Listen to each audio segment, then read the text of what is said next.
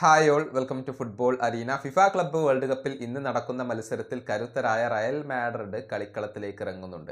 എതിരാളികൾ മെക്സിക്കൻ ക്ലബ്ബായ പച്ചൂക്കയാണ്. ഇന്ന് അർദ്ധരാത്രി ഇന്ത്യൻ സമയം 12:30 ഈ ഒരു മത്സരം നടക്കുക.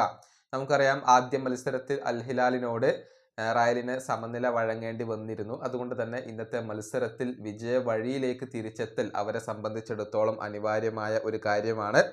ഏതായാലും ഈ മത്സരത്തിൻ്റെ റയലിൻ്റെ ഒരു 11 എങ്ങനെയാകും, അതിൻ്റെ പോസിബിലിറ്റി നമുക്കൊന്ന് പരിശോധിക്കേണ്ടതുണ്ട്. ഡിഫൻസ സെൻട്രൽ പ്രസിദ്ധീകരിച്ച 11 ആണ് നമ്മൾ പരിശോധിക്കുന്നത്. ഗോൾ കീപ്പർ ആയിക്കൊണ്ട് തിബൌട്ട് കോർട്ടുവ തന്നെയായിരിക്കും. ഇനി പ്രതിരോധ നിരയുടെ കാര്യത്തിലേക്ക് വരുമ്പോൾ വിങ് ബാക്കുമാരായിക്കൊണ്ട് ട്രെൻറ്റ് അലക്സാണ്ടർ അർണോൾഡ് അവിടെ ഉണ്ടാകും. അതുപോലെ തന്നെ ഫ്രാൻ ഗാർഷ്യയും ഉണ്ടാകും. ഇനി സെൻട്രൽ ബാക്ക് പൊസിഷനിൽ ഡീൻ ഹുയിസണ് സ്ഥാനം ഉറപ്പാണ്. അതേസമയം റൂഡിഗർ മടങ്ങി എത്തിയിട്ടുണ്ട്. അദ്ദേഹം സ്റ്റാർട്ടിംഗ് 11-ൽ ഉണ്ടാകുമോ എന്നുള്ളത് വ്യക്തമല്ല. ഒന്നുകിൽ റൂഡിഗർ ഉണ്ടാകും, അതല്ലെങ്കിൽ അസൻസിയോ ഉണ്ടാകും. അക്കാര്യത്തിലാണ് സംശയം നിലനിൽക്കുന്നത്. ഇനി മധ്യനിരയുടെ കാര്യത്തിലേക്ക് വരുമ്പോൾ ചുവാമിനി അവിടെ ഉണ്ടാകും.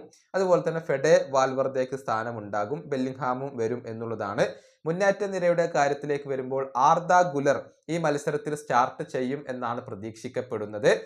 ഗാർഷ്യക്ക് അഥവാ ഗോൺസാലോ ഗാർഷ്യക്ക് ഈ മത്സരത്തിൽ ഇടമുണ്ടായേക്കില്ല. കൂടാതെ വിനീഷ്യസ് ജൂനിയറും റോഡ്രിഗോയും ഉണ്ടാകും എന്നാണ് പ്രതീക്ഷിക്കപ്പെടുന്നത്. ഇങ്ങനെയാണ് റയലിൻ്റെ ഒരു പോസിബിൾ ലൈനപ്പ് വരുന്നത്. ഏതായാലും സാബി അലോൺസോക്ക് കീഴിലുള്ള രണ്ടാമത്തെ മത്സരമാണ് ഇത്. മികച്ച പ്രകടനം പുറത്തെടുക്കേണ്ടത് നിർബന്ധമാണ്. ആദ്യ മത്സരത്തിൻ്റെ പേരിൽ വിമർശനങ്ങൾ ഇതിനോടകം തന്നെ ഉയർന്നു കേട്ടിരുന്നു. ഏതായാലും മികച്ച ഒരു ഗോൾ വർഷം നടത്തിക്കൊണ്ടുള്ള ഒരു വിജയമാണ് ഇപ്പോൾ റയലിന് ഈ ഒരു രണ്ടാം മത്സരത്തിൽ വേണ്ടി വരുന്നത്. ഈ വീഡിയോയുടെ അവസാനിപ്പിക്കുന്നു. അടുത്ത വീഡിയോയുമായി വീണ്ടും കാണാം.